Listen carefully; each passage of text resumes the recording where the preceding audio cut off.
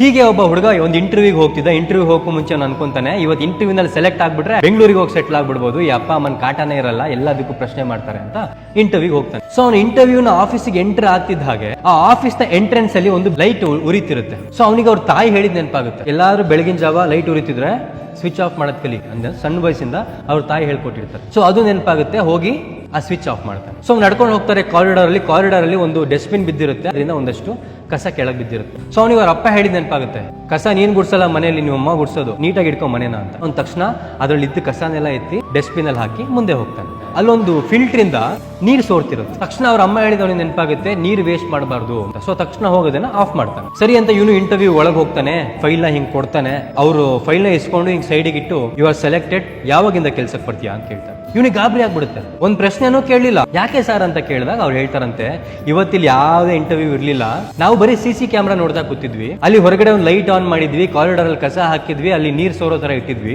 ಯಾರು ಲೈಟ್ ನ ಆಫ್ ಮಾಡಿ ಕಸನ ಡಸ್ಟ್ಬಿನ್ ಗೆ ಹಾಕಿ ಆ ಸೋರ್ತಿರೋ ನೀರಿನ ಟ್ಯಾಪ್ ಅನ್ನ ಆಫ್ ಮಾಡ್ತಾರೋ ಅವರೇ ಸೆಲೆಕ್ಟೆಡ್ ಅಂತ ನಾವು ಹುಡುಕ್ತಿದ್ವಿ. ಯಾಕಂದ್ರೆ ಯಾರು ಇಲ್ಲಿ ಕೆಲ್ಸಕ್ಕೆ ಬರ್ತಾರೋ ಅವ್ರ ಕೆಲ್ಸಕ್ಕೆ ಸೇರೋದಿಂತ ಮುಂಚೆನೆ ಈ ಒಂದು ಆಫೀಸು ನನಗೆ ಸೇರುತ್ತೆ ಅನ್ನುವಂತ ಒಂದು ಮನಸ್ಥಿತಿ ಇರುತ್ತೋ ಅವರಿಗೆ ಕೆಲಸ ಅಂತ ನಾವು ಡಿಸೈಡ್ ಮಾಡ್ಕೊಂಡಿದ್ವಿ ಅಂತ.